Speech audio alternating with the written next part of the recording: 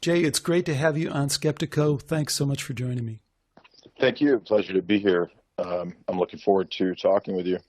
Well, first of all, I have to say, anyone who produces the amount of content, quality content that you do, I just am in awe of, and I'm amazed. You have great stuff. So much of it's free. You have posts and podcasts, tons of interviews that other people have done that you post. So there's a lot of great stuff on your website.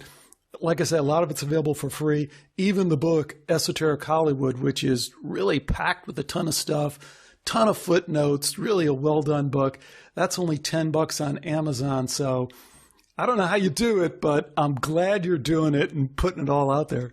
Thank you. Yeah, I think I'm approaching, probably in the next year or two, I think I'll have around 1,000 essays and articles that I've written over the last, 7 or 8 years, most of them. And then I would please request that if you do want to get the book, I know it's cheaper on Amazon, and if you have to do that, you can do that. But Amazon's not that great for authors, so we really don't make anything when people get it on Amazon. So if you want to support me, what you can do is get the book directly from me. And I know it's a little bit more, but I do offer signed copies. And I think the book is, it's going to keep doing well. Everybody loves it. I have 95%, positive ratings and almost, I think, 70 5-star ratings across Amazon, US, UK, and Goodreads. So that's very good for, only being out for about 4 months. So anyway, but yeah, if you would just get the book from Jay's Analysis directly from me, and it's a lot better for the author. But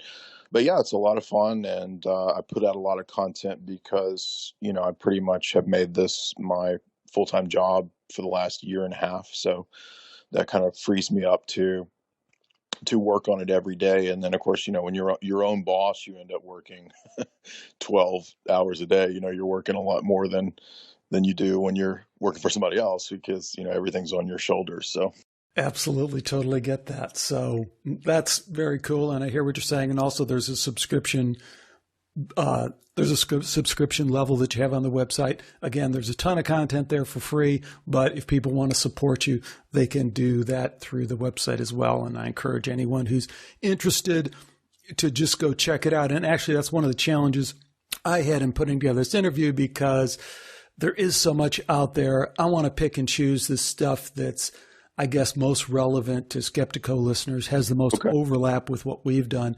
And then I want people to get to know you. And if they like you and what you're doing, they can do what we all do, which is go sample a bunch of your stuff and then say, hey, I want this to continue. How do I make sure this guy keeps doing what he's doing? And that's when I think the support really kicks in. So yeah, I appreciate that. Yeah, there's the subscription service is actually the main means of how I make a living. I mean, the book helps, but and then of course the TV show this year. But yeah, the subscription service, there's a pretty good sized archive. Of course, it's growing, and I put out something subscription based every week, and so you get like the first hour free, and then the full 2 hours for a meager $5 a month or $60 a year. So everybody enjoys it. I have, again, on the subscription side of things, I have about 95% approval. Everybody likes that. So, and they come back, even people who cancel, I noticed quite a few of them actually come back after a few months. So everybody who, is into what I do likes it a lot, and it's just been great. I think the internet's amazing for, people who want to do their own thing in their own little niche. You can really, if you work at it, you can make a living out of it. That is amazing. And it's important new way to kind of foster this long tail journalism and analysis and all that stuff. But hey, where I thought we might start off with, in a great intersection between a topic you've talked about and one that's near and dear to us here on Skeptiko, is the idea of scientism, and because from Richard Dawkins and the New Atheist to Charles Darwin. We could even start with a great story I heard about how your editor even flinched at your treatment of Darwin in Esoteric Hollywood, because he is this demigod, god among gods, among science. And it's really, when you deconstruct it, there's a lot there to deconstruct. Just dive in anywhere you want. Yeah, well, in that, I love to.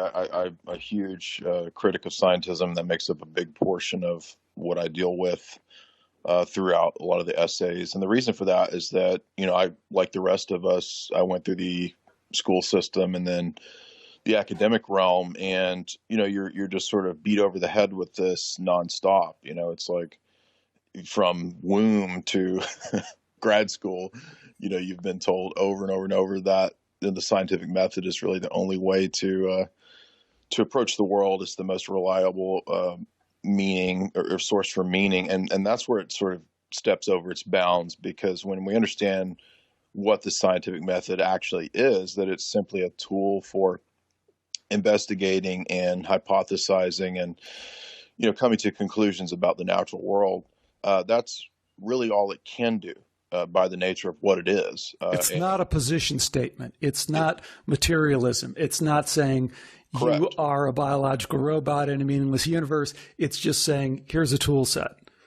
It's a tool set, right? It would be like trying to, make a screwdriver into some sort of symbol of deity. It's a tool. It can't function that way. So it doesn't have the ability to grant grand narratives, and that's what it's become in our day, because it's really been something that I think they realized a long time ago could be used for social engineering and propaganda. And that's really what it functions as now. And give us some examples, some specific ways that you've seen in terms of how that's brought forward either in film or through these characters we see like Dawkins in the New Atheists, or anything that's bubbles up to the top of your mind. Well, the greatest example is what just happened in the last couple of weeks, where people pulled up old clips of Bill Nye and his old show talking about how chromosomes, give you biological identity. You can't, it's kind of determined. You don't really get to choose that. You can't change your chromosomes. And then now he's done this new show, which is obviously just blatant, transgender propaganda, saying that gender is a spectrum and it's not determined by biology. So that's one of the clearest examples I can think of, that probably of all time, that just happened within the last few weeks. Junk DNA is another good example. There are people that put together clips of Richard Dawkins just completely contradicting himself, not just being in error about junk DNA, but actually lying about what he said, because there's clips from him, 10 years ago saying junk DNA is, of course, one of the greatest evidences we have for the proof of evolution. And then now that there's not, quote, junk DNA, he says the exact opposite and claims that he's always said that, right? The fact that we don't have junk DNA is one of the strongest proofs of evolution. I've always said this. And he's just flat out contradicts himself. So, these are guys who are put forward as pop scientists, and you can even look into the character of Einstein and find a lot of discrepancies. He was very controversial at his time. There was a lot of accusations of plagiarism. So what I'm getting at is just that these people are kind of put forward as pop stars for not the scientific method or anything like that, but really scientism. And once you understand that it's a worldview, and a lot of, by the way, this is not like a theory that I've come up with, a lot of very well-reasoned philosophers and philosophers of science, which is a whole other discipline, that's very crucial, I think, to understand, which I did a lot of research into that in my grad school and undergrad days. They've critiqued this for a long time. And so the irony here is that scientism and naive empiricism are actually views that have been completely dissected for like dozens of times over for many, many years.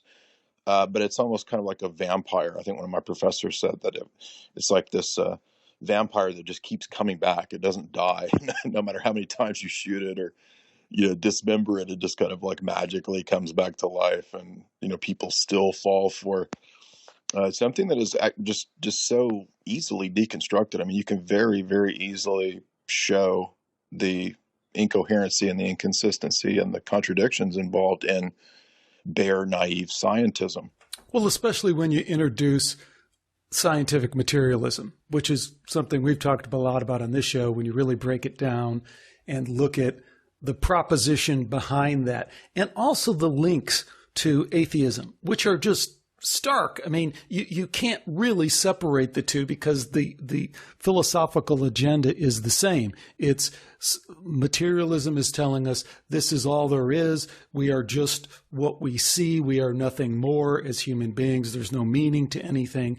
And then that is part and parcel with the idea of atheism. It just goes hand in hand, I should say. It's hand in hand with the idea of atheism. And I think that that's been engineered in from the beginning. I mean, if you look at Darwinism, which there's some debate about whether Darwinism really implied the social Darwinistic survival of the fittest, and I think we've gone back and forth on that, but I think ultimately the answer is yes, that was the design from the beginning to kind of promote this idea. In the title of the book. Go ahead. Well, I'm just agreeing with you. I'm saying it. Obviously, it is. It's in the title of the book, "The Favored Races." I mean, it's the product of Malthusian Victorian England, right? It's the idea that the Anglo-American establishment, the British Empire, was the apex of history, and that there's really no other model by which the world should be governed. And you can't really, I don't think, understand Darwin and Darwinism outside of the ethos from which it comes. Right. This is another error that a lot of people involved in scientism make, is that they assume that there's neutrality, that science, right, somehow has magical access to neutrality, and there's no cognitive dissonance, there's no bias involved in quote science, and that there's just brute factuality and it doesn't require interpretation, and that we just, the scientist, when he dons the lab coat, just magically obtains objectivity to a degree that no other human being in any other field has. Which is curious because, in my view, the real science, I would say, happens most of the time in fields like engineering, and where you have real development based on actual principles that occur in the world. Now, that's not to say that nobody's successful in biology or anything like that. I'm not saying that. I'm just saying that what most people think science isn't really science. It's more of a propaganda tool of really older worldviews that are kind of dead. It's this lingering Enlightenment era notion that we can understand the natural world without any kind of presuppositions or biases, and that there are just brute facts. And there have been so many advancements in, for example, human anthropology or ethnography or anything to do with studying belief systems and worldviews that shows that there's no such thing as this privileged neutral position. Well, that's kind of fundamental to physics of the last 100 years and the quantum physics revolution that everyone wants to get away from and say, oh, you're going to sprinkle the quantum woo-woo stuff. Well, no. I mean, if you just go back and look at what quantum physicists were most concerned about 100 years ago, they're the same issues. So Niels Bohr and Schrodinger and all the rest were saying, hey, guys, we've run into a problem here. It seems like there's nothing there until we're observing it, and consciousness is fundamental, and we have the kind of pyramid backwards. It's not matter that's generating consciousness. It's somehow, in some way we don't understand, consciousness generating matter. And then what they did with the engineering part, and what we've done over and over again, is say, well, let's ignore the philosophical problems there and just shut up and calculate. And hey, that's cool. We generated a lot of really cool stuff and cool medicine and all the rest of that. But if I could return 1 minute, one of the things I think is fascinating about the Charles Darwin thing is, you can sit down and you can explain to anyone in less than a minute how the Darwinism breaks down, because this survival of the fittest thing, we all know that's not true. It's really the non-survival of the least fit, right? So if you're a pack of gazelles, you don't have to be the fastest one. Just don't be the slowest one. I mean, even if you accept Darwinism for what it is, that's all he was saying. And then the second thing he was saying is it's not about survival of the individual. It's about survival of the group. Because if you just survive as an individual, that doesn't do you much good. But if your pack survives, if your group survives, if you accept Darwinism, even basically what it is, you have to understand that it's the survival and perpetuation of that gene set of the group. So when you just look at that and anyone thinks about that and they go, well, yeah, that's pretty obvious. And then you step back and go, well, how did we get into this survival of the fittest, social engineering, we must dominate everyone else kind of thing? And then it's clearly for political and control reasons in terms of supporting a particular political ideology. I mean, it's pretty obvious, I think. Yeah, and that there are, a host of problems with that worldview. I have a bunch of talks and articles and essays that I've written about it where I deconstruct it on many levels. I do, in a few essays, deal with extensive kind of scientific type argumentation, but I don't usually focus on that because my training was more so as a philosopher. So I'm usually interested in the metaphysical and philosophical critiques of Darwinism. And one thing I would say is that if you start at the philosophical level and you look at it and you say, okay, what is this worldview, or what do most people who have this worldview tend to say about man and about the external world and about history and the process of objects and phenomena and so forth. And what you tend to find is a lot of people kind of spouting the same stuff. So I think I can safely group most people in that type of worldview under, the categories of reductionism and materialism and naturalistic process and so forth, process philosophy maybe. And what you find is that you can kind of group all of those views together under a lot of the same basic presuppositions. So when I approach things in my work philosophically, I do what's called a presuppositional critique.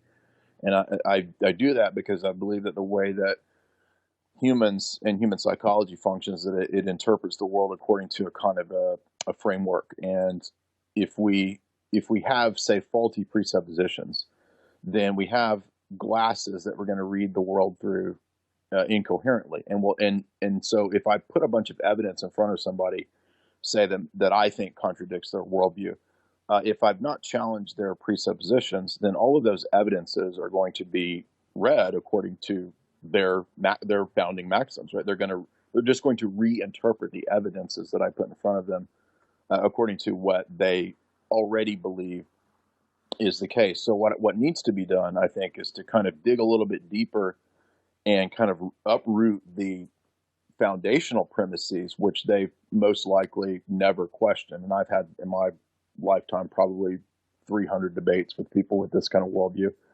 And you notice all the same patterns. You start to notice that, well, they've never actually, maybe they never took a philosophy class. It never occurred to them to question these kinds of things. But they never thought about something like, a good example is identity over time. Now, this is a kind of a perennial philosophy question.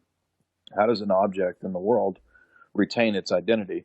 What does it mean to say that that object is that thing and that it remains that thing, whatever it may be, over time? Now, that sounds maybe a little obtuse or a little out there, but this is pretty fundamental, actually, because, when we go about our daily business or when we interact with other people, we think, so-and-so is that person. Right? Bob is Bob, and he was the same Bob he was, 5 years ago when he was younger, and, when he was a baby, he was that same Bob, even though his body has completely changed.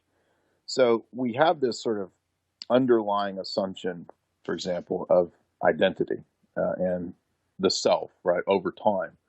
Now, none of that can actually be shown or demonstrated empirically. There's absolutely no way to prove empirically that there was the same self over time. For one, because you don't have access to the past, right? I mean, you might have a video recording of something of of Bob as a baby or something, but you don't have direct empirical access to Bob's self, right, or whoever he was as a person.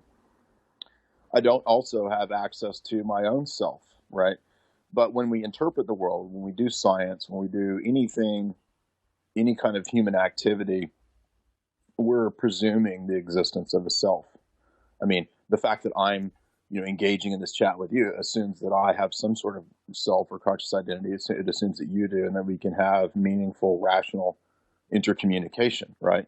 But at no point in this discussion or at no point in any sort of lab can you ever possibly demonstrate that there is a self, nor can you demonstrate that any sort of object out there in the world has identity over time. It's now, so some people would say, and some skeptics have said, such as David Hume and these different philosophers, they say, well, then that out with all that, right? We just can't know. We can never know that there's a self. We can never know that there are objects out in the world. And or take it one step further, right? I mean, Daniel Dennett, consciousness is an illusion, you know? I mean, just...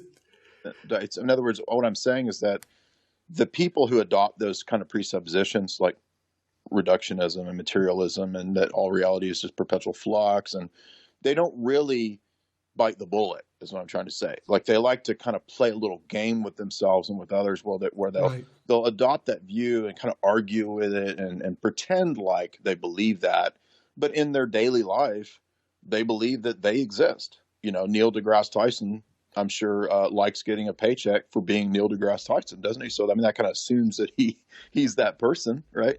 So he doesn't actually act and live as if he believes all of these presuppositions that he's preaching every day. And so what I do is kind of dig down and I say, look, all of this can be reduced to complete absurdity, because the outworking of your view, when you attack things like God or the existence of anything immaterial or conceptual, when you say that none of that exists, well, that means that Neil deGrasse Tyson as a self doesn't exist. I mean, this is just ultimately absurd, and it's a flat out contradiction. There's no way around it. And I think that if we really pressed Neil deGrasse Tyson or Bill Nye or any of these people, I don't think they would have any kind of answer, because, you know, they say in interviews, they say, I don't care about philosophy. It doesn't matter. I mean, these are the kind of real questions that I think are absolutely legitimate. What are you talking about if you're going to sit here? And by the way, these people, they'll talk all day about, you know, phony liberal causes and human rights and this kind of crap. Why would you talk about human rights if you don't even believe that there's a consciousness or a self? And so it's just a bunch of double talk and kind of word games. I totally agree with you. I like the way philosopher Albert Camus put it. He said there's only one philosophical question: suicide. Yeah, that's the end result of the nihilistic existentialist. Well, no, but you could take it as that way, but could you also take it as kind of a little bit of a jab in terms of, if you start with that presupposition, that dogma, then why perpetuate why perpetuate the nothingness? Why perpetuate the game? And I think that gets to your point of they don't really believe that when pressed, and that's why the consciousness is an illusion kind of meme is really fallen out of favor, and people talk about Dennett. You know, the modern people like Sam Harris and those people talk about Dennett, and they go, well, we're not sure Dan is really serious about that. Like, no one in their right mind could really be serious about that. And then they kind of try and get into panpsychism or this emergent quality of consciousness, which is really just kind of trying to find some wiggle room to the idea that consciousness is fundamental, which we can get there. But, you know, this is your turf, and philosophy we could talk about all day. But if I can, let me shift the focus a little bit, because one of the links that I think is really interesting, and you cover many, many ways, and it's hard to pin down where exactly you've kind of honed in on this, but that is the link between atheism and the occulted secret worlds of, you know, Luciferianism, Satanism, all of that stuff, because there's a link there that I think hasn't been adequately explored. Because again, it's a case where these guys are kind of saying two things. On one hand, they're saying, hey, we're this atheist, there's nothing out there. And on the other hand, they're kind of embracing a lot of that occult practices that are very steeped in a whole spiritual realm, extended consciousness realm. Do you have any thoughts on that, Jay? I do, absolutely. I've been meaning eventually to get to this, but I just haven't had really the time to approach it properly and do it justice. And that is precisely what you're getting at, that I don't really think the new atheists and atheism in this last few decades that's really been popularized, I don't think that is intended to be the final destination. I think it's a halfway house that's kind of been put out there to lead people down a Pied Piper's path, basically.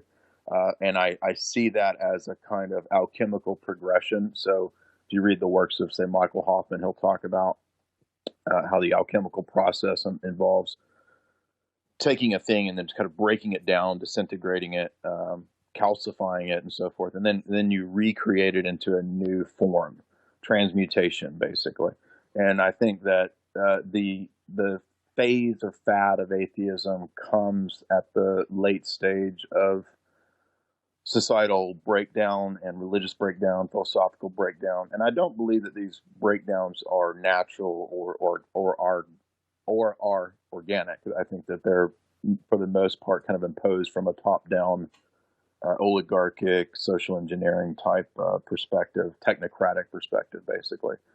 And so what I think had to happen is that they had to gradually sort of break down traditional notions of family and morals. And you get Bertrand Russell and H.G. Wells actually talking about this. They talk about how they would have to sort of break down man, stamp him out. Bertrand Russell talks about stamping out free will, stamping out man's spirit, which, by the way, why would you have to stamp it out if the spirit doesn't exist? Which is right. An interesting question for Russell. But, Aldous Huxley says the same thing. He said that the will would have to be broken and that man would have to be removed from his pedestal and made to seem meaningless in the midst of a chaotic, meaningless universe. And so once you see through this facade that's really been sold to everyone through pop culture and through pop music and all this kind of stuff, you can begin to see how, and through science, right? Exactly. You can begin to, and that actually comes up, as I point out in the book. There's a great section in Brave New World where Huxley admits this, because some of the characters in the novel realize that the scientism that dominates the world's socialist government in the novel, they realize that it's fraudulent. And they come to the world socialist ruler, one of 10, Mustafa Aman, and they say, hey, there are discoveries that actually disprove your materialism and your scientism. And he says, oh yeah, we know that. We've known that for a long time. And they're like, why are you suppressing this? And he's like, well, because that's what it has to be. The people are never going to accept this. They're never going to be raised beyond their basically animalistic state. You're wasting your time trying to get people to understand things about metaphysics or things about the spirit or free will or any of that stuff, or arts, or and so John the Savage is basically that. So you're saying that scientism that you promote is a religion? And he says, absolutely. There's a scientific orthodoxy that's promoted top down. That's what the controller in the novel literally says. So here's one of the most formative thinkers, brains, I guess you could say, of the 20th century, intimately connected to the Royal Society, to the creation of the UN and UNESCO.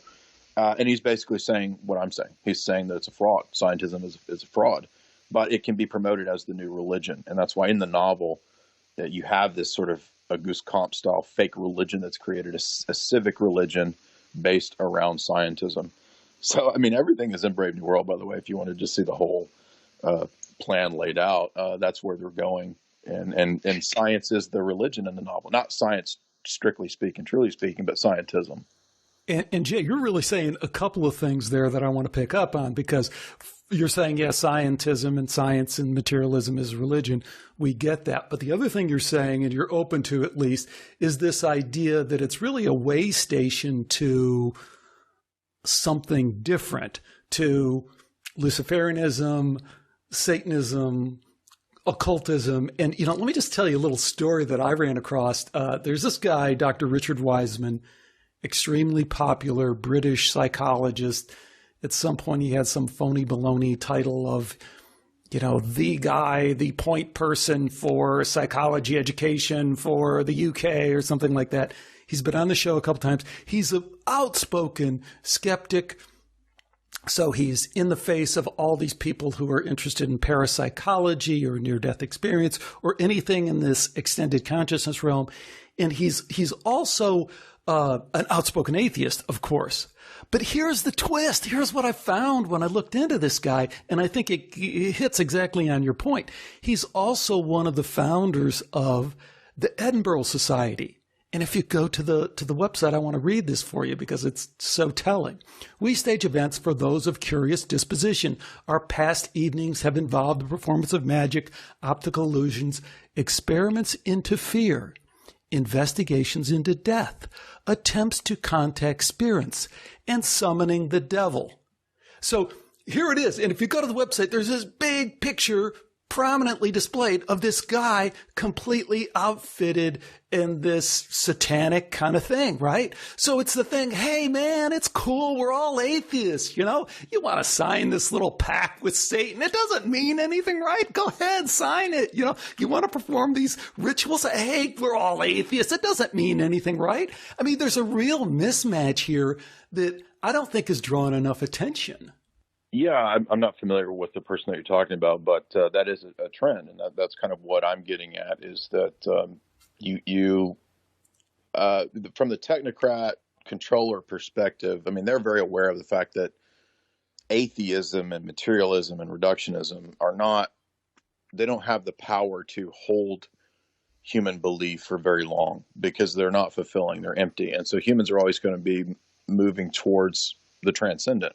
Now, from their vantage point, whether they acknowledge the belief in the transcendent, you know, whether they're just still rank atheists and materialists or agnostic or actual Luciferians or some form of occultist, you know, regardless, I think from their vantage point, pragmatically speaking, they view human psychology that way, that humans are just going to be worshiping something. And so you get amongst a lot of them that kind of Auguste Comtean type perspective where I think they generally think that they can erect and concoct a new religion for the future. Now, this is, of course, what the UN's been involved in with a lot of the ecumenical projects over the last 100 years, back to the first one in like 1893 or 4 in Chicago. That kind of kicked off the ecumenical movement. And then you understand that when you look into who funded that and who was behind all that, that it's these big families, it's the Rockefellers, et cetera, who had a big stake in the UN and UNESCO. And that's why you see that push for this sort of creation of a new global religion. And what I'm getting at is just that the popularization of atheism is really just one of those phases or stages on the process towards that. And you actually have Masonic authors kind of writing about this at times, kind of giving away a little bit of the game and saying, we can actually kind of maybe wreck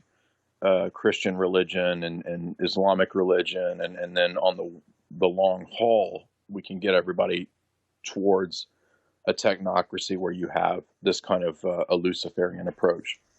And so, in my view, I think they probably are testing out different possibilities. I don't think that the alien mythology has really gone as well as maybe they thought it would, but I've looked into a lot of really solid academic approaches to the UFO phenomenon, and you'll find Brookings Institute papers from a few decades ago that will actually say that the UFO phenomenon was intended to basically break down traditional Western theology. Now, they mention basically all the religions, Islam, Judaism, Christianity, but they really see Christianity as the one that they, I guess because it's the most prominent, in Western civilization, as the one that really needed to be broken down. And so, back in the 60s and 70s, Brookings Institute was saying that maybe the UFO phenomenon could do that. Now, I don't know that it's been that successful, but there's other possibilities of what could be done. They might try to. And we don't know, to be fair, whether that's a co-opting of a real phenomenon or if it's a completely manufactured phenomenon. And there's just a rat's nest of stuff to pull apart there. Right. I'm not trying to say that I know everything about the UFO phenomenon. I mean, I think there are anomalies in stellar phenomena that we don't explain, or we can't explain or don't know about. Or I'm just saying what that paper says that they might try to do. And I can give you the book if you want to reference that. The book is The Lure of the Edge by Denzler, The Scientific Passions of Religious Belief and the Pursuit of UFOs. And she's kind of an academic just looking at this phenomenon. And she again, the reason I bring that book up is just that she notes many times in there how useful this is for religions. And so I think that you can look at the CIA's involvement in UFO cults. Okay, that has been pretty well documented for many years now. I don't think there's a lot of dispute over that, but I think that you can probably surmise, and again, I haven't taken the time to dig into this, but if I recall, there is some connection to funding for skeptical movements. Oh yeah, oh definitely. And I think these entities have a lot of probably foundation money and that kind of stuff. So they're not actually skeptics, and I think that one of my friends accurately stated it, that they're pathological skeptics. And so the irony here is that those worldviews are actually preset and pre-programmed to, again, interpret the data according to the, quote, skeptic worldview. And that's one manifestation of it. The other is that it's pure psyop. I mean, just step back. Yes. They're status quo supporters up and down, So you get to something like climate change, if you will, where you say, okay, well, let's look at the skeptical perspective. And no, now all of a sudden the skeptical perspective switches over to the other side, because what it's really about is promoting, defending the status quo. It's the dog on a chain, it's the barking dog that they can put out there. And what I've found through, kind of the investigation of parapsychology, psi, and consciousness is that what scientists do is they hide behind that, right? So they can be the barking dog out front, and then scientists can kind of come in and say, well, we're trying to be reasonable about this, all the rest. And meanwhile, you have the barking dog out there that you can't get past. But I think that's past. I mean, I think the skeptical thing, if you will, is over. And I think people are on to the pseudo-skeptical reality that's really there. I hope so. I've had a couple of these skeptics try to write big pieces about me, where they're completely dishonest in attributing all kinds of things to me that I don't. They're completely they have the ethos is the end justifies the means, right? So it's just the whole social warrior thing we see now. It's like, hey, I've been victimized, so therefore anything I do is justified because your message is done. It's just a twisted kind of thing that we've seen over and over again. It gets real political really fast, but that's the way it is. And I think that one of the clearest proofs of it being a psyop and social engineering is the sort of caving of many of these new atheists to promoting the alien idea. Now, regardless of what you believe about aliens or UFOs, the fact that, something that was laughed at and sneered at by the skeptic community 20 years ago, you can go back and find old magazine copies of Skeptic magazine with Michael Shermer and these guys, and they'll just debunk UFOs and aliens. Oh, but now Stephen Hawking and Richard Dawkins can talk about panspermia and panpsychism and the idea of an emergent, just a repackaged pantheism as the new approach. So that to me is just laughable, because they're again completely contradicting themselves from a few decades ago. What they were absolutely certain about, right? That this is a ridiculous stage phenomenon. It's a joke. It's a hoax.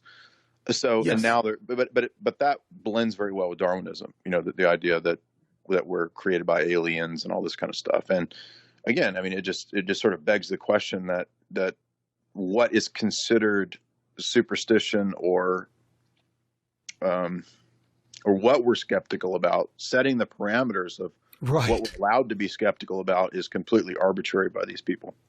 Well said, setting the parameters. So let's move on to another topic. And I appreciate that these are maybe not totally down what you cover a lot, but I think, again, if people check out this is great. I'm so tired of doing the same interviews over and over. So good. But I want to encourage people to check out Jay's work. I mean, like the geopolitical stuff, fascinating. I just stumbled across really the whole thing that you did recently on North Korea and the fake photographs. And I know it gets conspiratorial to some people, and a lot of skeptical listeners, as soon as it sounds conspiratorial, they're like, I'm out of here. I can't deal with it, which I don't want to say it's okay, because it's really not okay, but I get that that's where people are coming from. But like that stuff was just brilliant, and it's completely off topic with anything we're going to talk about today, as is a lot of the movie analysis you do. I mean, just about any movie someone can think of that has this meaningful connection to society or philosophical big picture issues. You've done a breakdown of it, and I want to encourage people to go check that out, even though we might not deal with that in depth during this interview.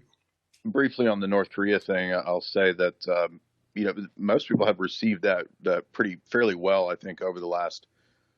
I wrote that article several years ago, and since then, and then the recent videos that I've done, that's probably had, I don't know, 20 or 30,000 views, which is not that big of a deal, but I'm surprised that it was as well received because I think a lot of people are still caught in the mindset that we live in this world of battling nation states. And, I'm still in a learning process myself. I'm kind of a young guy. I don't claim to be a geopolitical expert.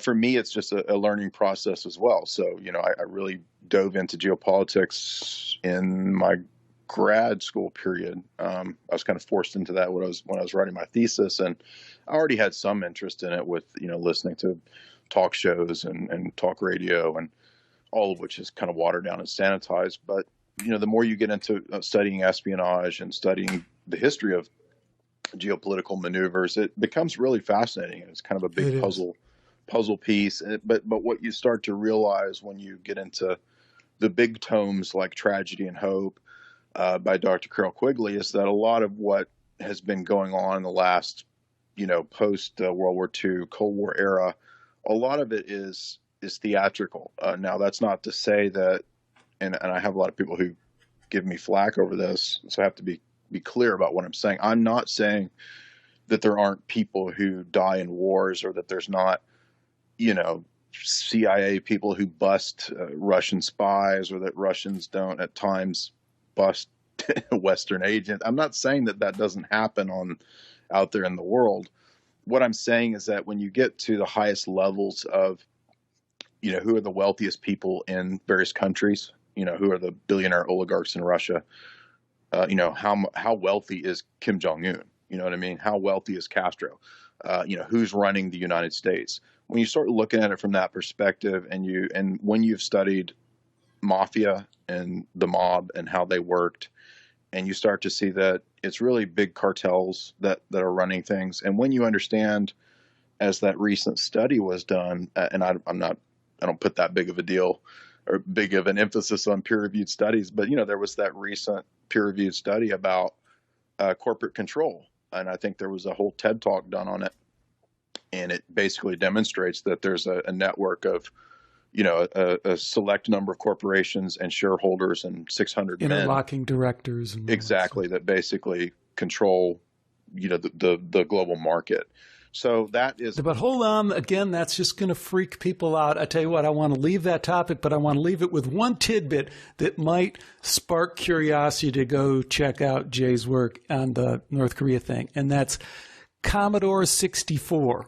So if you're a computer buff, that's all I'm going to say, but look for Commodore 64 and check that out. And then if we can, let's move on, because I got some cool stuff about consciousness that I really want to dip into. And yeah, just one last point. I'll just say that I'm not making a definitive statement on North Korea. I'm just kind of throwing a possibility out there, and I'm saying that maybe the ultimate thesis is similar to Servando Gonzalez, who's an intelligence analyst, by the way. He's not just some conspiracy theorist. He wrote a famous book called Psychological Warfare in the New World Order, and in that book he poses the thesis that maybe some of these so-called villains like Hugo Chavez or Castro, and I'm including maybe Kim Jong-un, maybe these people are allowed to remain in these regions for the justification of Pentagon foreign policy.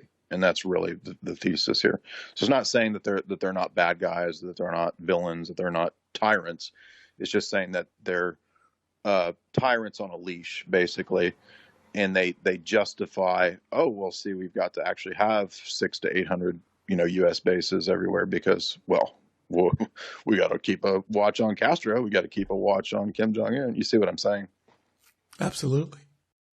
One of the things I want to pick up on is, we're talking about the skeptics and this game that's being played with the new atheism and then whatever the occulted spirituality is that's behind that. The other purpose, I think, for that is to kind of just keep us spinning our wheels, if you will, and to keep science spinning its wheels. If you look at frontier science and people who really want to explore what consciousness might really mean, and near-death experience, for example, where there's some real science, reincarnation, there's real science at the University of Virginia, people doing it. So I think part of the agenda is to stifle that, to keep that from really going anywhere. What are your thoughts? Have you looked into that science that is attempting to map out that extended consciousness realm, that spiritual realm? And do you have any thoughts on near-death experience, reincarnation, and whether we can approach that from a scientific basis, in a real scientific basis, like we're talking about, the scientific methodology, the scientific spirit of inquiry? Yeah. You ever seen the movie Flatliners? No, Sure. That's a bad movie, but no, I'm kidding. Yes, I am familiar with, you have like Rupert Sheldrake, who I think has a lot of really interesting insights. I tend to approach things from an Orthodox perspective. And so I have an essay that I wrote about the fractured psyche that kind of gets into that. And there's an Orthodox guy, famous theologian named Metropolitan Hierotheos Vlachos, and he has books on Orthodox psychotherapy that gets into this notion, interestingly, of the split or divided psyche. And I think that this is something that religions have talked about for a long time, not just Christian theology or Eastern Orthodox theology, but other religions have posited this thesis too. And, what modern, quote, science wants to do so often is basically toss out any kind of insights or knowledge that might be gained from wisdom or tradition, which is really kind of absurd, because if you think about it, science itself, as well as logic, is not something that comes to us through a vacuum. We get this as an inheritance from, at least for us, from Aristotle and the Western tradition of philosophy. Aristotle was more of a natural scientist, you might say. And I'm not trying to exalt Aristotle. I'm just saying that, we don't think about the fact that that symbolic logic comes to us, as an inheritance of a tradition, actually. So I think there are a lot of insights that can be gained to this kind of stuff in theology and in religion and spirituality.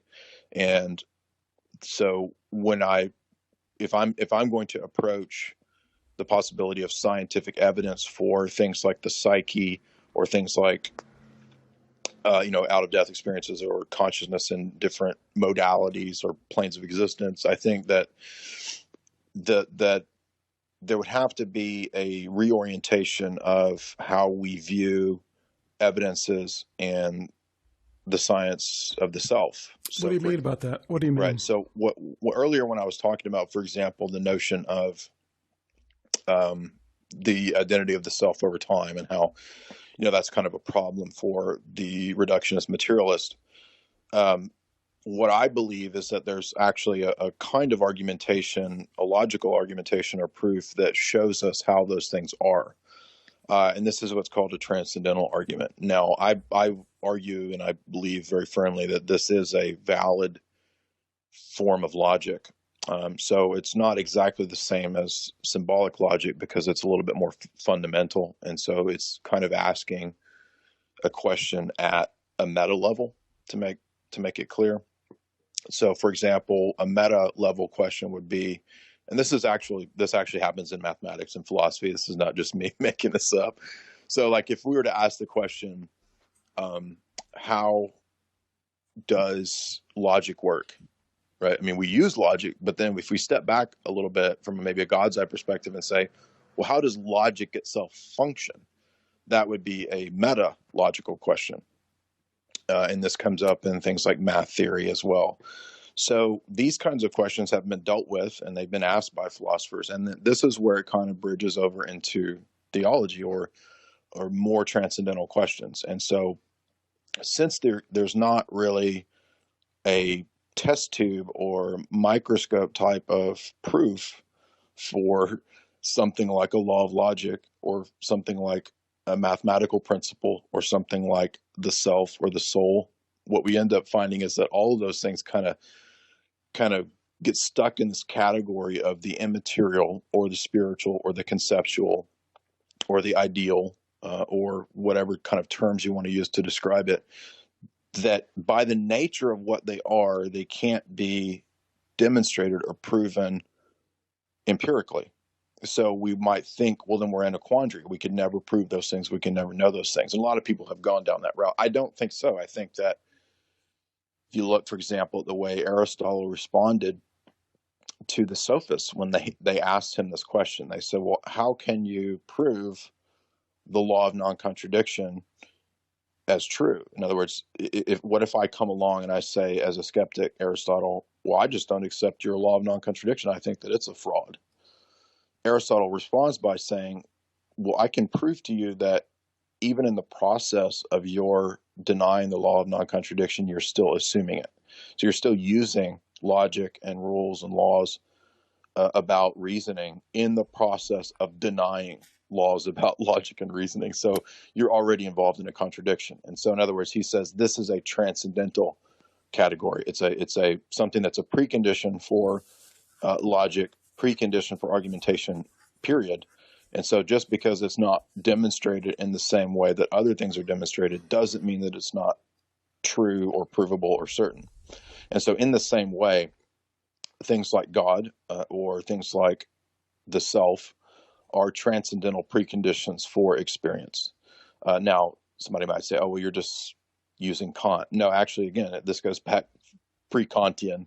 It's not Kant. Kant took these kind of ideas and then kind of turned that into a thing where he said, the mind is the transcendental category that orders everything, and everything is really just a manifestation of our mind. I don't believe that. I believe there's a common, objective external world that we all experience. It's not just my mind that's creating all this reality. It's not solipsism. In other words, Kantianism, devolves back into solipsism.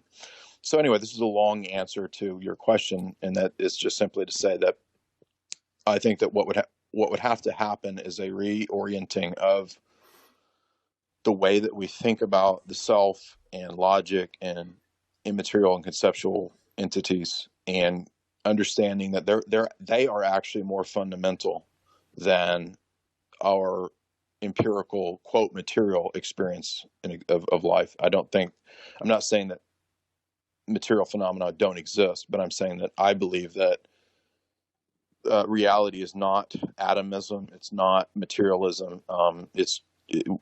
Most of what we experience is basically energy that's just sort of in different forms. It's not, we're just so entrained to think of the world as matter. And this is really, again, part of that Newtonian propaganda and the promotion of Newtonian atomism, which is, again, a worldview. It's a presupposition. And until you question Newtonian presuppositions, you don't really think outside of these paradigms. And so I don't think anybody's going to have a whole lot of success with demonstrating those kinds of things until they reorient and start thinking in a transcendental / presuppositional approach to things. Now, there have been philosophers and mathematicians who've already been doing this. You have Roger Penrose kind of speaking this way. You have Kurt Gödel speaking this way with his incompleteness theorems. Husserl at times kind of speaks this way, although he's kind of, I would argue, kind of inconsistent on how he approaches it. But you have people who are and have been kind of thinking in this way, but it's just kind of so foreign to people, and it seems a little obtuse that I don't know, that it's just one of the things that I try to get across to people. And if I can ever get people to view it that way, I think you would kind of see a Copernican revolution, so to speak, in the way that we approach epistemology and knowing things.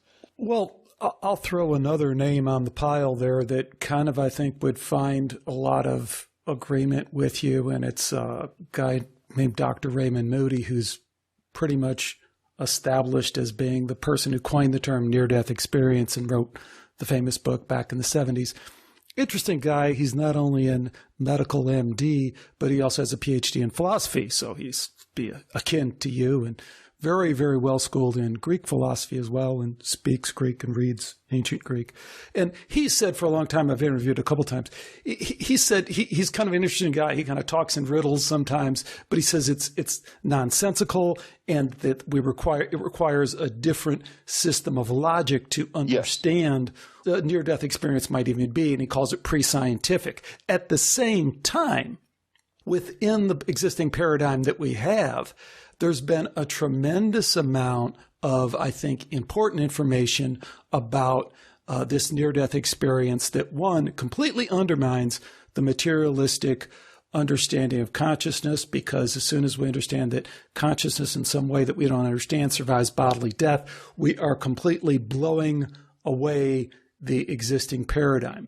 But, you know, it's interesting to talk about Raymond, because I just published an interview today with linguist Lisa Smart, who collaborated with Raymond Moody to do this book on the final words, or the words that people speak near death.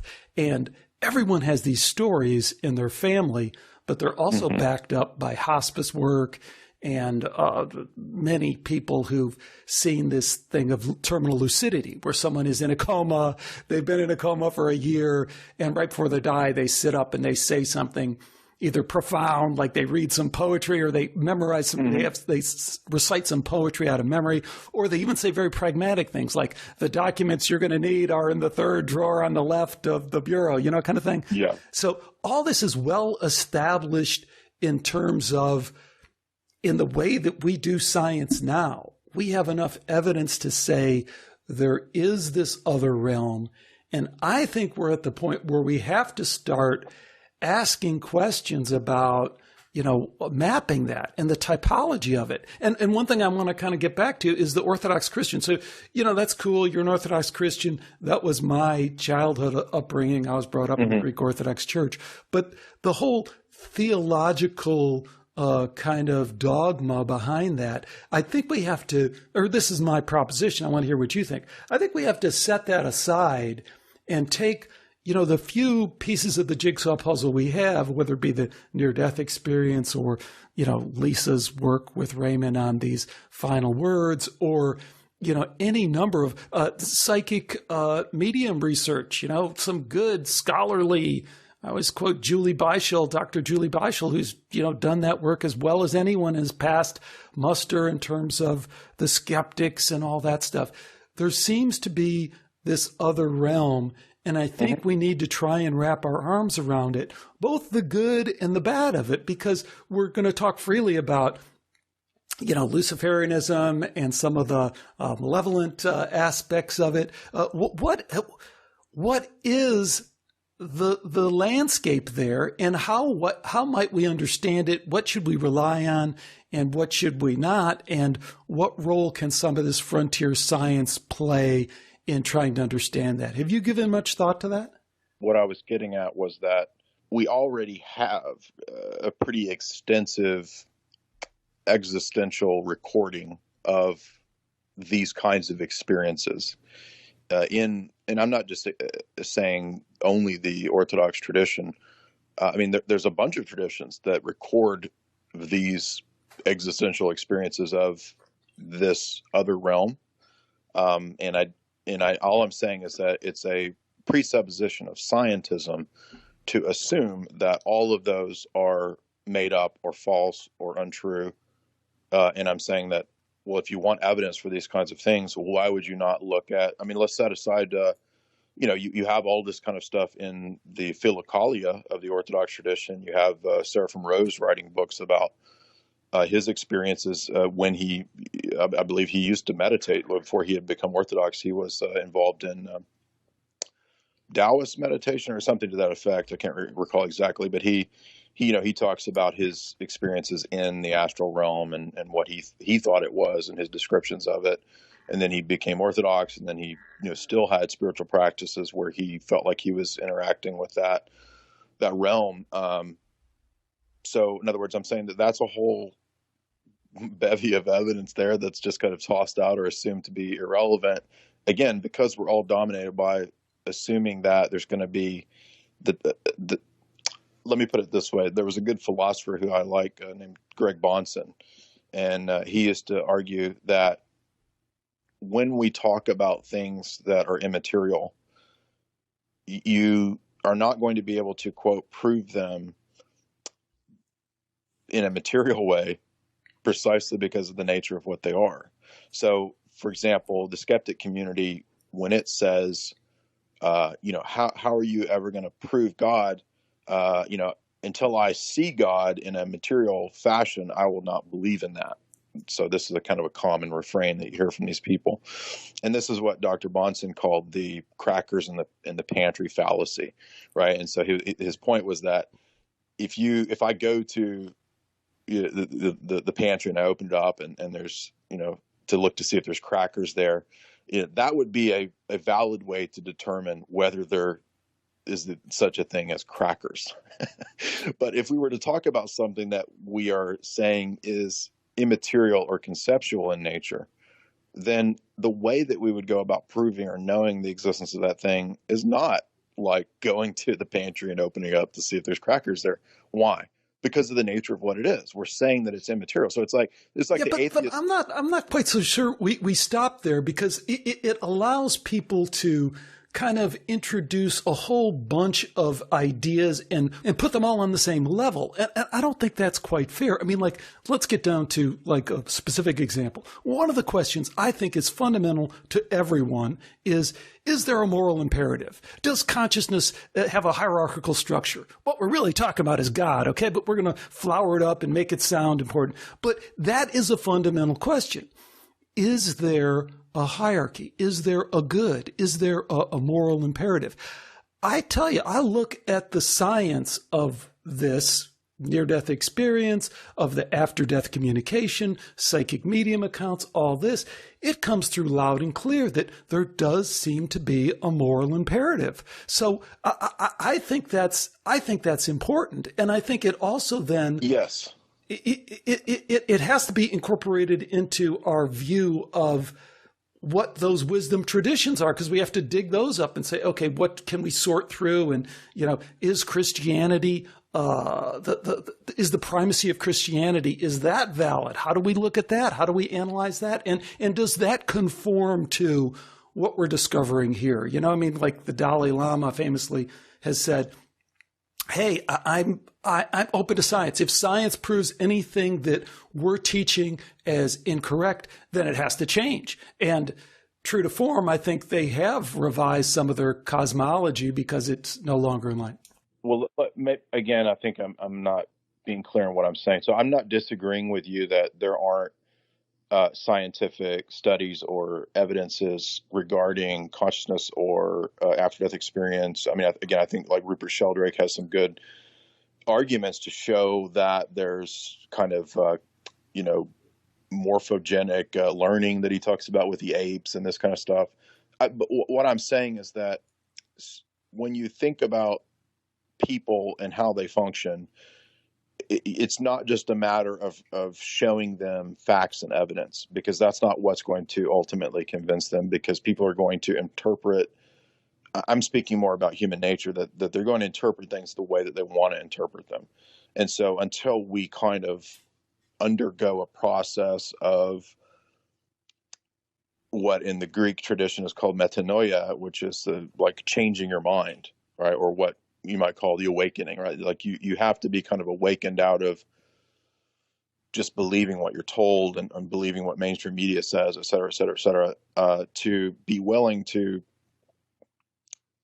move towards objectivity, right? So I think we're kind of born in an egoistic state where we believe everything is relative and everything is me, I'm the center of the universe. And until you kind of break from that and have some kind of awakening experience where you realize that there is objectivity, there's objective truth, right? Then you're never going to interpret the evidences that are put before you for those kinds of things accurately.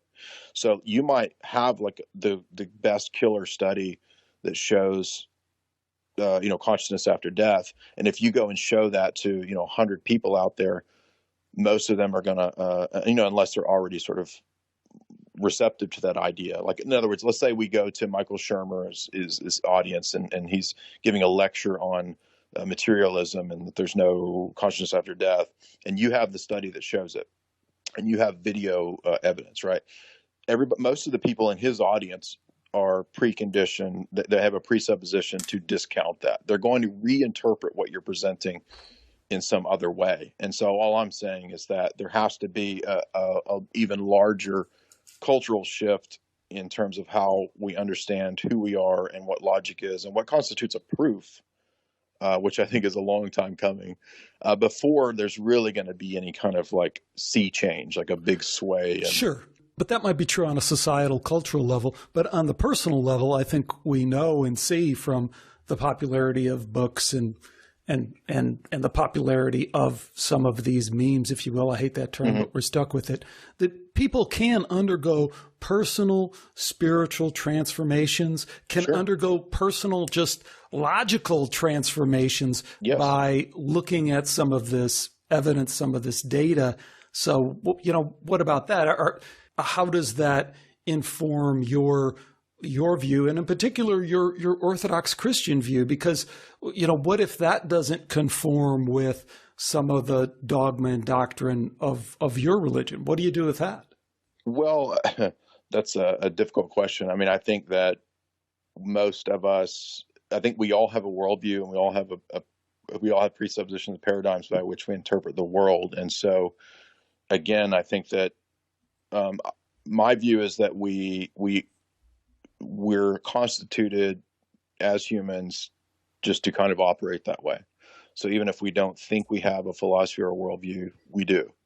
And so you kind of have to, I think, lay the groundwork first and reorient yourself, go through that process of metanoia, changing the mind and kind of spiritual transformation to where you're in a place that you can begin to interpret the world correctly.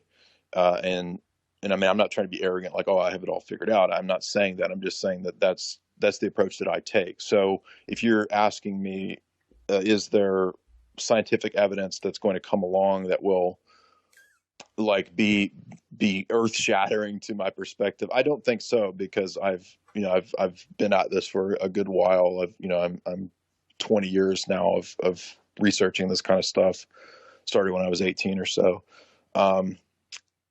And I feel like I have a decent grasp on how science works, but not just science, but also the levers of power and who's funding these studies. And, so if a study comes out that says, and these come out all the time, that, science proves that Jesus never existed or something like this. I mean, I already know the wealth of evidence that's out there, for what I believe, that something like that's not going to like shake my paradigms. So, I mean, let's dip into, indulge me, if you will, for 5 or 10 minutes. Joe Atwell, he's been on the show a couple times, famous mythicist. I know you've kind of crossed swords with him a couple times in interesting ways. Interesting theory. So on our show, we not only interviewed Joe, I talked to Richard Carrier, biblical scholar, outspoken atheist, and strangely enough, diametrically opposed to Atwell's theory of the Roman Empire highly influencing early Christianity. Also talked to biblical scholar Robert Price. Also talked to Acharya S. D.M. Murdoch, kind of the person behind the zeitgeist kind of idea.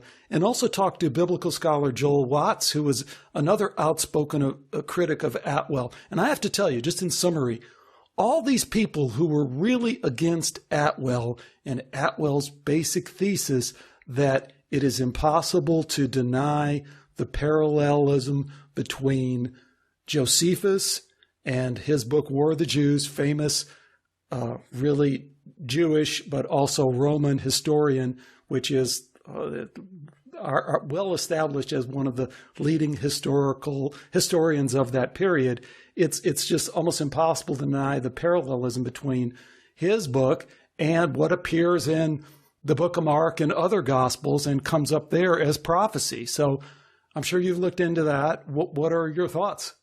what I focused on throughout most of my 20s. So I'm very familiar with all of this. And actually, I met Joe at one of the shows I was on. I think towards the end of last year, and we're cordial, and so we kind of, I guess, made things polite and civil. So we're not enemies or anything. But no, I have obviously significant disagreements with his thesis, and without trying to dive too deep into that topic, I mean, first of all, what can be done is, and this is the reason why most people trip up here, is because I don't think they have a very good grasp of like the Old Testament and the Torah and so forth.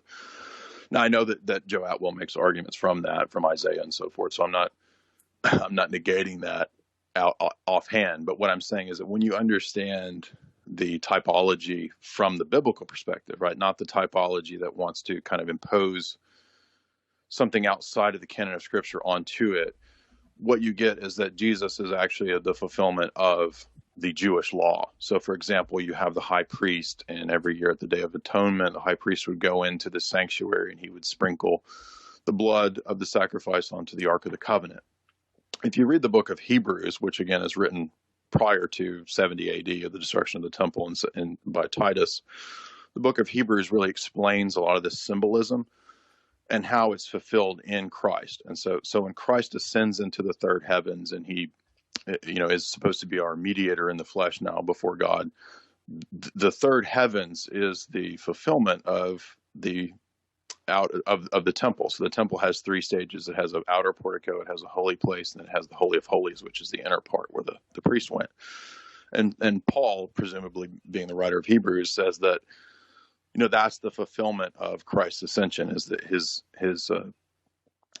procession into these three stages of the heavens, right? There's all kinds of things that are fulfilled in what Jesus did. He's the Paschal Lamb, right, according to the book of John. And so there's all these types that are fulfilled in who Jesus is, right? And so I don't think that what Atwill argues makes any sense from the intertextual interpretation of who the Messiah is and what he would do. And again, there's so many examples of this that it's very difficult to even encapsulate. Like, for example, you have Daniel 2, Daniel 7, Daniel 9. These all talk about the timing in which this Messiah would come. The Messiah would come and he would set up a kingdom under the basically what is the Roman Empire, right? And so all of this happened, and I don't think anybody argues that the book of Daniel was like written by the Roman Flavian family or something like that. I mean, that makes absolutely no sense. So what I'm getting at is just that you have all of those arguments, and then so when we want to read Josephus, and I've read Wars of the Jews, I know I wrote papers in undergrad about interpreting Matthew 24 and Luke 21 in light of what Josephus is talking about. I don't really understand how anyone makes this a Roman thing, because it's perfectly in line with what was described in the Gospels, which I think were written pre-70 AD, about the destruction of the temple. So the destruction of the temple is the culmination of the Old Testament era. It's exactly what Hebrews says. It says that the end of those sacrifices comes with the establishment of the church, the Orthodox Church. Now you say, well, wait a minute, how do we know that it would be the Orthodox Church? Well, I've got a 38 volume set of the Church Fathers for the first 700 years. And there's a whole bevy of them, from Justin Martyr to Justin Martyr's debate with Trypho, to Irenaeus, to Tertullian, to Cyprian.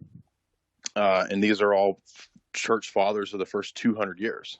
And you can read through their works, and they're basically saying the exact same thing that we say today. So it requires not just the mental gymnastics of kind of creative interpretation of a theory about an oligarchic Roman family. It actually becomes a very torturous task that's made nonsensical from church fathers that no one doubts are dated in those centuries, the first, second, and then by the time you get to the third century, again, there's even more church fathers writing about that, about all of the Orthodox theology and dogmas that we hold to still today. So in other words, we have the same liturgy. We have the same doctrines. It's all there.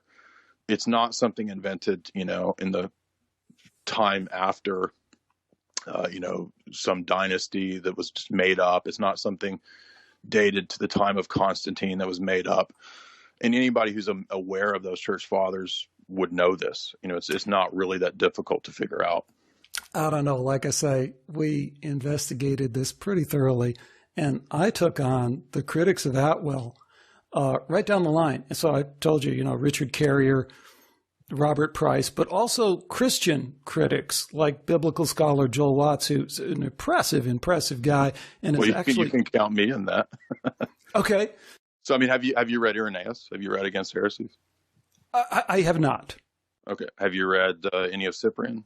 Not like in depth, but I'll tell you the part that I find compelling. And one is that all of these folks agree at the end of the day that while Atwell has taken things kind of absurdly far in terms of the grand conspiracy that was the Roman creation of the entire Christian tradition, that his point is pretty undeniable in terms of two things. One is that most Christians don't understand who Josephus was. Josephus was a Jewish general who was co-opted by the Romans when they landed in Galilee. And he said, okay, I'll join up with you guys rather than face annihilation, face death, as many of his men did. And then his account in the War of the Jews is backed up by archaeological evidence, right? So we can go back and say, gee, when he says the walls were this thick, and we dig it up and there they are. I maybe you didn't understand what I was saying. No, I was getting to what you were saying, because the point being that for hundreds of years, biblical scholars have acknowledged this parallel between the book War of the Jews and what's written in the Gospels. And there's two ways to kind of harmonize that. One is you can say kind of what you're alluding to is, that's just the miracle of prophecy and all that it happens to conform with this book. But when we look at it from a more human standpoint, I think it's a lot easier to understand in terms of just some kind of basic things. This doesn't undermine the notion of Jesus, one that maybe Jesus was a historical figure, certainly that Christ consciousness is real. I'm not touching any of that. I'm just focusing on this small part of the idea that the Bible needs to be understood the way that it's always been presented to us, I think is undermined by what Atwell has shown in terms of the parallels between Josephus's work and what's in the gospel. And there's just a cadre of biblical scholars that agree there's something going on there. You can go back to St. John Chrysostom in the 400s, talking about Josephus's parallels to Jesus. So this is not a new idea. This is not something that right. This is called preterism, and there have been theologians who've been writing about preterism for 1,500 years or more. So this is not a new idea. People have been well aware of Josephus's commentary on what happened in 70 AD. Now, I understand what you're saying. I understand that, maybe we need to set aside the supernatural idea and look at the possibility that this was a concocted mythology that was not really. Just so you understand me, now, I'm not saying all of that, because I'm saying what seems to emerge is that it's this very human collection, that maybe there is a very supernatural part of it, a divine part of it, but then there's also a very understood from a psyop control standpoint as well. That's what I'm saying, that both have to be, it's an and or, not an either or. I know, but I'm saying that just even like a basic knowledge of how the biblical canon came to be from scholars across traditions that don't have an agenda. So you can look at Protestant scholars even that talk about how the canon came into formation, like F.F. Bruce, renowned New Testament scholar for decades. His books on the formation of the canon, Lee MacDonald, who's a liberal, his books on the formation of the canon, all of this is completely contrary to this thesis. Okay, so we're not looking at something that is just a thesis about how or who Jesus might have been in some seminal form, and then how it was then corrupted it's just completely contrary to like public scholarship about what happened in the first 4 or 5 centuries that brought the biblical canon together. And you can read those two books just for example, that just completely blow all this out of the water. It's nonsensical. And there's plenty of other works I can recommend too. There's Biblical Apocalyptics by Milton Terry, Days of Vengeance by David Chilton. The best thing on the dating of the apocalypse in those texts is Ken Gentry's book, Before Jerusalem Fell, all of which are like PhD, THD, thesis level books that I think make a lot better sense of what we're talking about here. And again, I mean, you can't understand these things outside of, doing your homework, outside of reading these church fathers that I talked about, who I think make a much better coherent case for, what I believe than trying to, I mean, again, I understand what's being said. I know Joe's arguments. I know So what do you think? What do you think is being said specifically in there? And then this is inside baseball, and I appreciate you indulging me. Most of the audience will probably be tuning out now, but that's okay.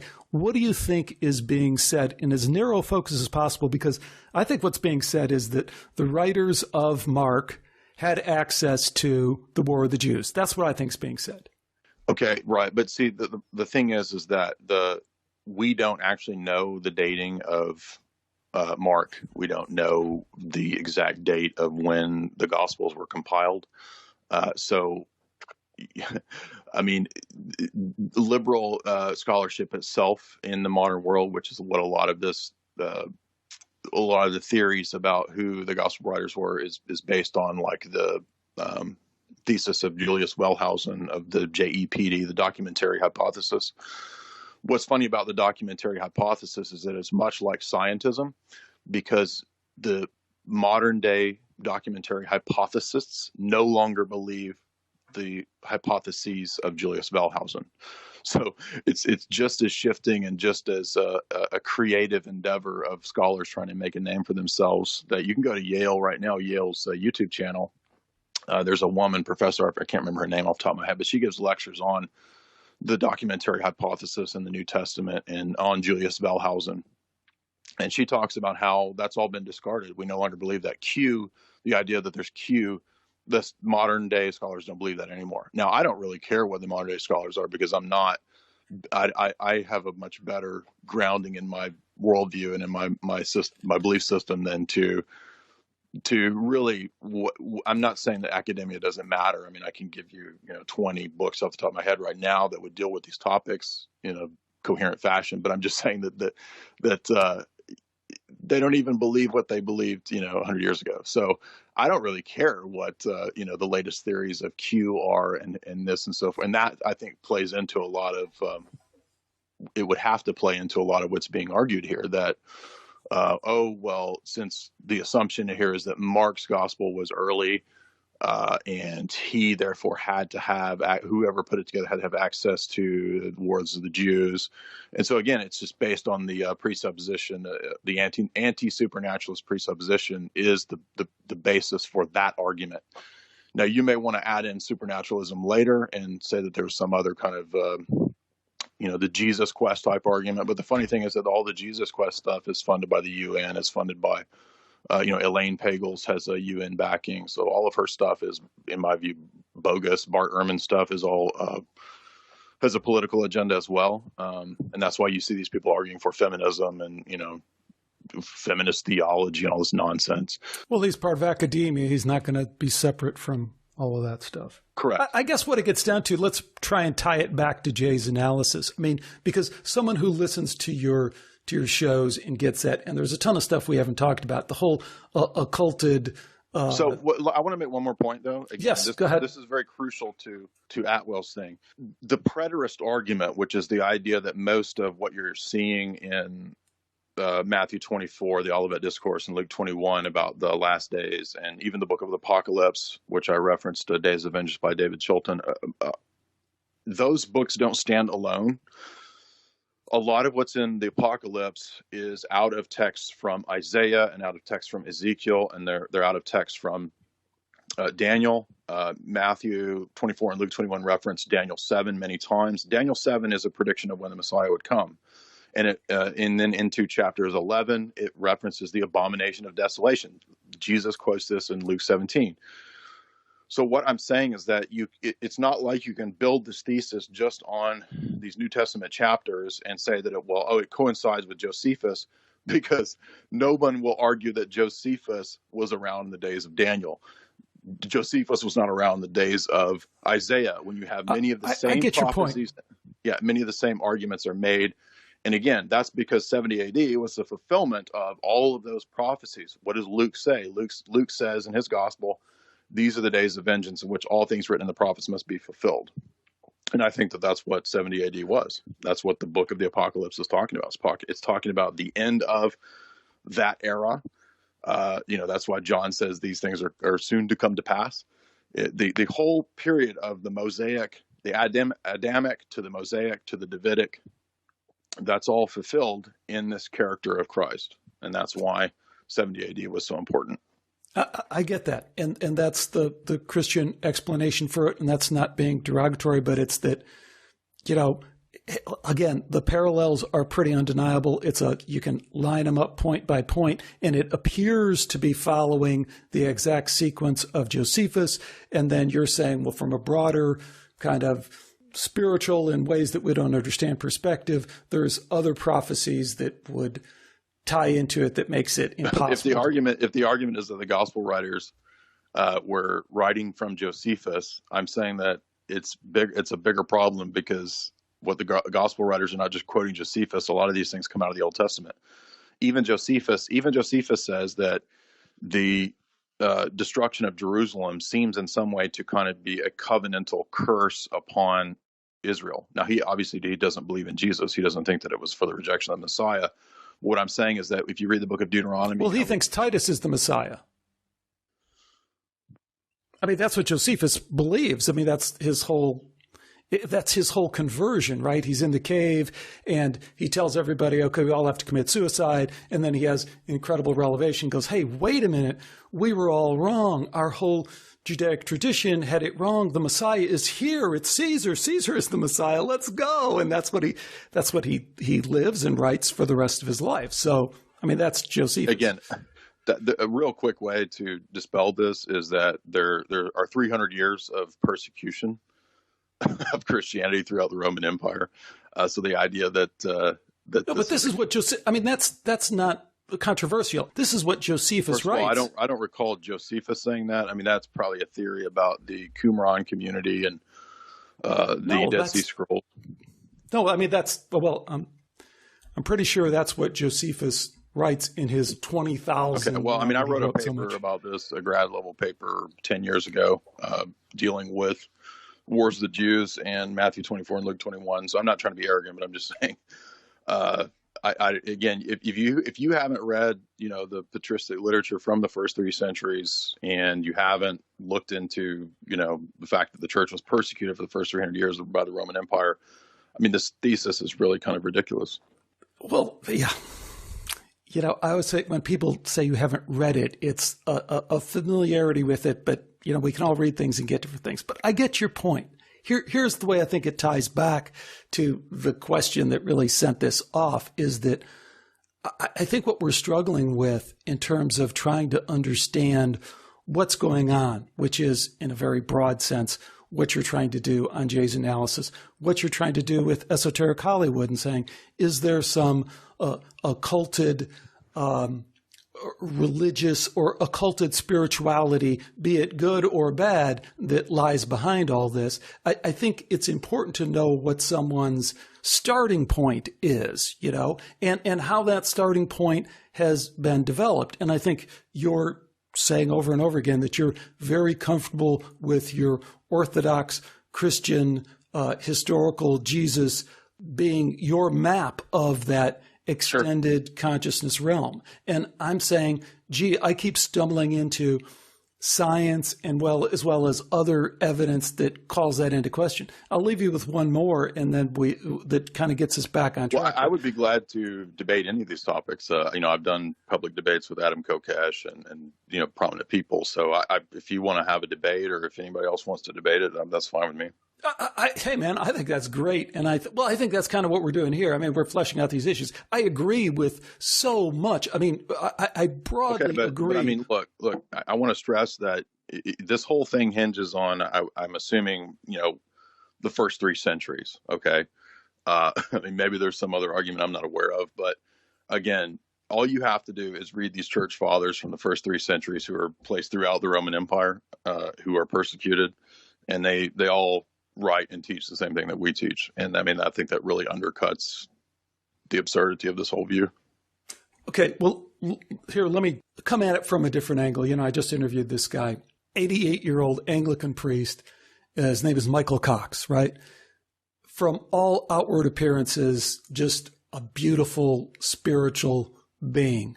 Oxford trained, very well-versed, a very Christian guy. I mean, he's a progressive Christian, but he's certainly not, fringe out there saying stuff that is completely outside of the doctrine. Anyways, his experience is for the last 40 years in a very synchronistic, almost impossible to explain way, encountered these people that claim to have this spiritual dilemma because they claim to be channeling Stephen the Martyr.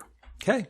So he's extremely skeptical. Cox is at the beginning. He's like, this goes against a lot of the things he's been trained, a lot of the things he knows, but he's also, like I said, an Oxford trained theologian, and he knows his stuff.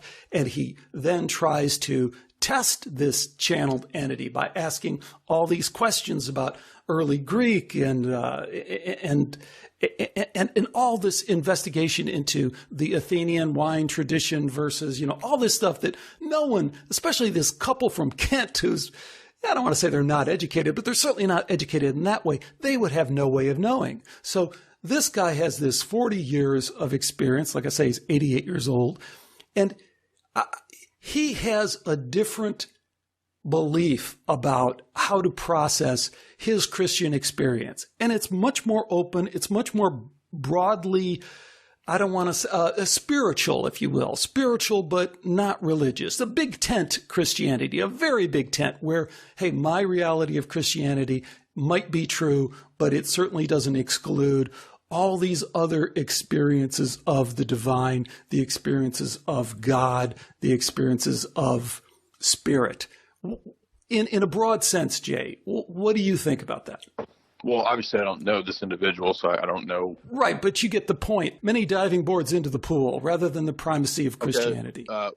Let me just say from the outset that I think one of the things that is unique to the approach that I take, which I believe to be more consistent with the tradition that I believe, is that we don't make a divide between reason, logic, objectivity, evidence, science, and theology. This is another presupposition of the modern world that's like the realm of the leap of faith, and it's all fuzzy and we don't really know. But then we have hard science over here on the other side.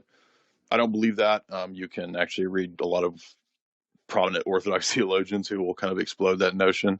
So what I'm going to say to that is, number one, I don't have no idea if this person is really channeling someone. If they are, and they claim to be channeling some spirit, that's obviously completely contrary to the Orthodox tradition. And Stephen the Martyr is part of our tradition, as well as the first 1,000 years of Western Christianity. So that's completely contradictory and incoherent to what the Orthodox tradition is, the Christian tradition is. So that makes absolutely no sense. It'd be like saying, "Oh, I've talked to Lucifer and he's a good guy now, so let's rewrite our theology." I mean, we don't determine our theology based on some random person's existential experiences. And you're saying that the contradiction is that channeling spirits is not something that you could accept, kind of thing. Is that the rub, if you will? I'm not saying that it's not real. I'm saying that, number one, why would you believe a spirit? I mean, everybody wants to sort of laugh and sort of mock at what's in the Bible, but the Bible has said for, millennia that channeling spirits is real and the spirits lie. So if you want to believe the spirits, then, that's on you. And I think it's pretty foolish. Or it's just a bunch of fraud and scammery. So I have no way of knowing which it is. Right. But and then how, so here is really the crux of it, right? So how might one investigate that in a way that you could accept, in a scientific way, if you would, back to the very beginning of this long discussion that you've been very gracious about. I do appreciate it, because I know some of this stuff is challenging, but if one wanted to explore whether or not that's true or false, see, this is the problem I think people have. It's that, well, if it's just a doctrinal thing that, well, here's the book and the book says all these things are bad, that seems unsatisfying to a lot of people. We don't believe that our book, it's just some law book, an external rule book that, you check off the checklist. The book is the means by which you have an existential relationship with God. So we don't put a divide. We don't get put into dialectics. At least that's our goal, is to not be put into faith versus reason, objectivity versus subjectivity. Orthodox theology is all about kind of transcending dialectics. So we wouldn't say that the reason why something is wrong is just simply because it's in a rule book, but rather that the rule book reflects the architecture of the world itself. So if God created the world, and I think he did, and he kind of set these rules and boundaries and principles in play for a reason, the rule book is merely a reflection of, you tell your kid not to put his hand on the stove. There's a reason why. It's not just because you're being arbitrary or capricious. It's because you don't want him to, harm himself by putting his hand on the eye of the stove, right? And we view it the same way. I mean, the principles that are in Scripture are there for our good, and they are actually health and life, as Psalm 110 says. So when you're contacting spirits, you just look at 2 Samuel, First Samuel 16 or 17, whenever it is, when Saul goes and tries to contact spirits, and he goes to the witch of Endor, and she pulls up the spirit for him, and Saul gets cursed, and it leads to suicide. So I believe that's there for a reason, as a principle to warn us. Now, if you want to be adventurous and risk these kinds of things, that's your decision. But I would say it would be very foolish to do that. Just in the same way as people who do drugs or LSD or these kinds of things, or for spiritual purposes, you're just being foolish. And I can say that from experience. I've done LSD many times. I know what happens. I have a direct existential experience of the whole phenomena, and so I'm speaking from I speak from experience, not just from a quote rule book. Right. But Jay, that's why I brought up the case of Michael, because I think it does bring into sharp contrast what we're talking about here. The 88 years old Anglican priest who that's really irrelevant, though, because you're asking a question. Well, no, you're asking a question about something being morally true or spiritually true or good. And you're trying to you're kind of stacking on like these other things about him being 88 and this guy, but then they realize that's really irrelevant to the truth. That'd be like saying, well, Joe Atwell's, he's studied this for a long time, therefore it's true. And that really has nothing to do with it. Well, it's not that cut and dried, isn't it? Right? I mean, we can't completely bow to authority, and at the same time, we all in our regular life look to people that have investigated things. And from a scientific standpoint, this gets back to something that we kind of talked about early on. Part of the atheistic, materialistic kind of shell game is to say that experience doesn't matter and that people's experience can't be counted. And what I think we can do, and again, the other thing that they'll do with something like Michael's experience is they'll say, well, that's anecdotal. That's just a one-off. And of course, that's nonsense as well, because if we collect enough of these anecdotal accounts, they no longer become anecdotal. They become a body of evidence that can be analyzed with all the scientific tools. So the real point, I think, with Michael's case, and the reason that I bring him up and keep stressing that he's a 88-year-old Anglican priest, Oxford trained, is his starting point was very similar to yours, right? And it still is. He's not someone who's, saying we need to completely diverge from the Bible. And he's not someone who went out seeking this kind of spiritual encounter, right? I mean, just if you understand the story, and you don't, but I mean, he was counseling someone who came to him and said, "Hey, I don't know what to do with this because this thing is happening." This husband and wife says that this wife says, "My husband's waking up in the middle of the night." And he said, his first reaction was to say, "Hey, this is bad. We shouldn't do this." But then he tested, and he'll quote you, there's no need to debate here. Have you ever read accounts of exorcisms? I don't understand why this doesn't just sound like something dark. I mean, I don't know this case, but that's what I'm saying. It doesn't to Michael. Michael's familiar with all of that. Michael will quote you scripture after scripture in the same way that you do to say that, this is the way to kind of proceed and this is the way to properly test the spirits, and that we have a long tradition of these kind of communications, whether we call them channeling or not. So, I mean, But the real point, if we can pull it outside of this, which is what I'm trying to do here, is to say, how can we know what we know? And I'm uncomfortable with the idea that we can't know this stuff in any way other than, if I'm following a certain doctrine, then I can't step out of my doctrine. I can't dare kind of challenge that because it's going to conflict with what I already know and I'm certain of. And I just don't think that's the way things are progressing. Well, scientifically. Okay. Well, okay. So just because you can experience or investigate something, it doesn't necessarily mean that you should. I mean, so for example, let's say that I could have an extremely intense, maybe even spiritual experience by taking some very hardcore drug that might mess me up. I mean, why would you do that? I mean, it seems foolish to me.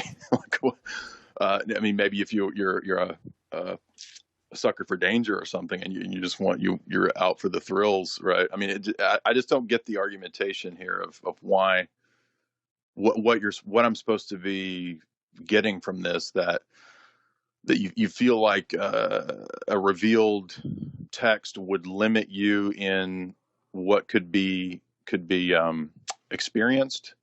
But yeah, I mean, but I think that limits are good. I mean, we all have limits. You put limits on your children. Like, what would you, if your son turned to you and said, "Hey, Dad, I think you're being a jerk and you won't let me, play out in the street and you won't let me." Every day he says, both of them say that. So, I view God as a wise father, a protector. I don't think that, and again, it's not just rule book. It's based on my own experiences. I mean, at the times that I have, decided to do whatever the heck I wanted to in my life, and I just don't care about this stuff anymore, I always end up regretting that. I always end up, oh man, I shouldn't have, had that one night stand. I shouldn't have, done that acid, back when I was 18 or 19, that, it was a very dangerous thing to do.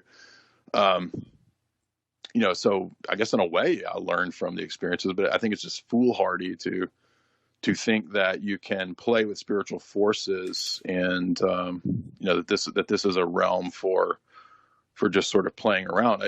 Our souls, our psyches are not made for playing around. I think that, I'm not trying to be dour or puritanical here.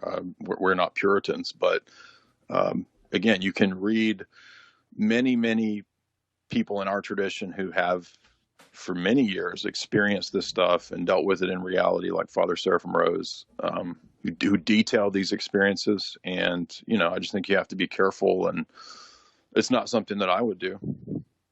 Okay. I tell you what, we've hammered that into the ground and probably lost a lot of people, which is unfortunate because I want to bring it back to... I don't know. I mean, when I post this, I guarantee this is going to get a lot of views. Okay, we'll see. We'll see. What is also going to get a lot... You know what? Related to that, I heard a really interesting point you made. You said, "Hey, I'd love to talk about philosophy and theology more, but let's face it, when I post a movie analysis, it's kind of an easier entry point and I get a lot more views."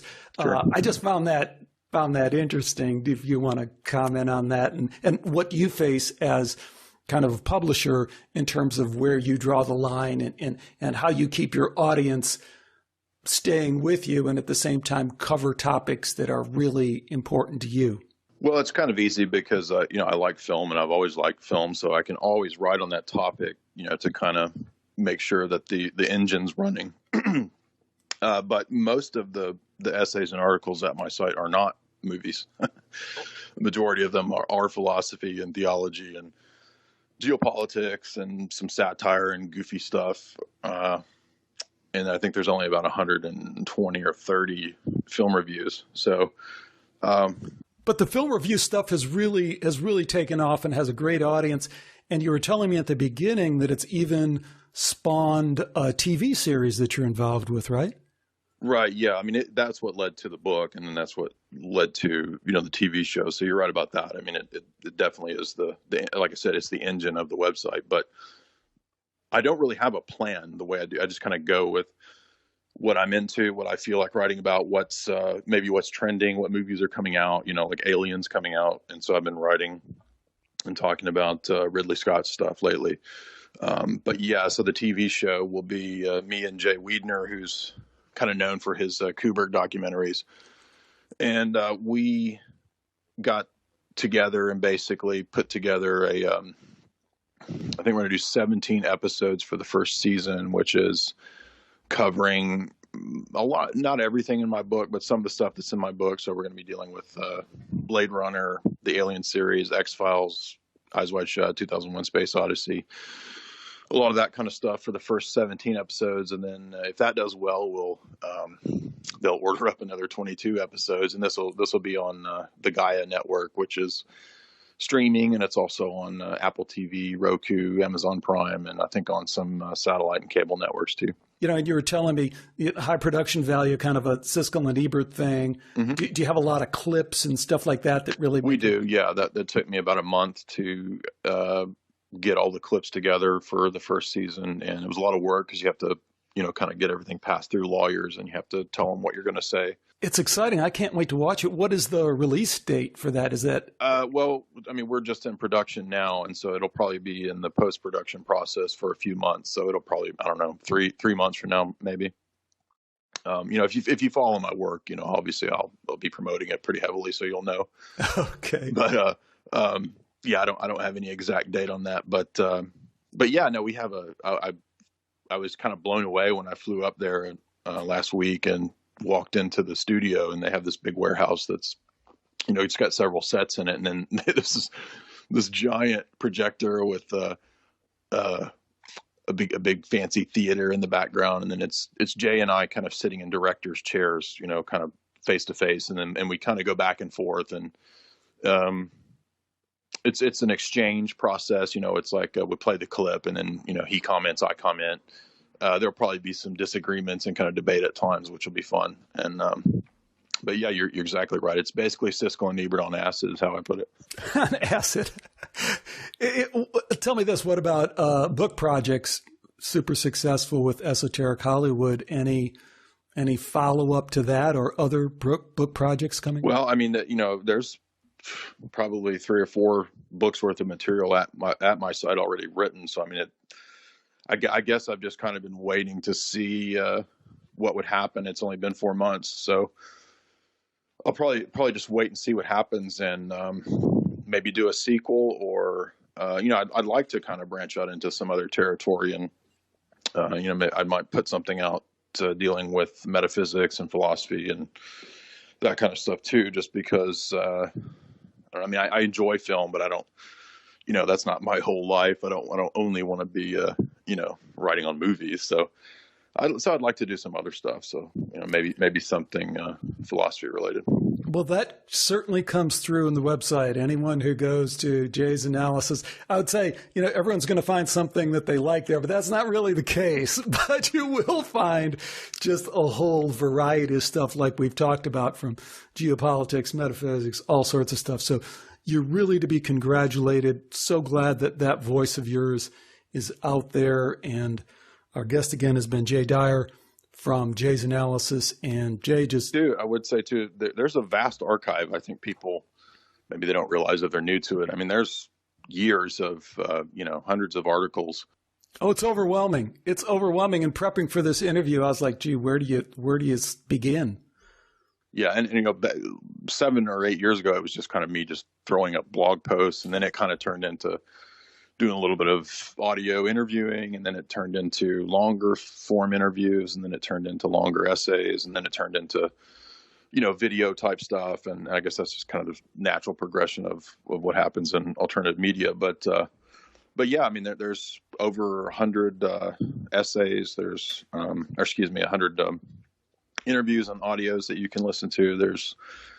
I forget how many video reports I've done now in the last year. And then there's a wealth of stuff there. Well, great. And you may not agree, but you'll definitely be challenged, I think. And that's what I like to do is just really challenge people to think. That's kind of the goal of the philosopher. That's what Socrates was doing, was going around kind of just challenging people to think.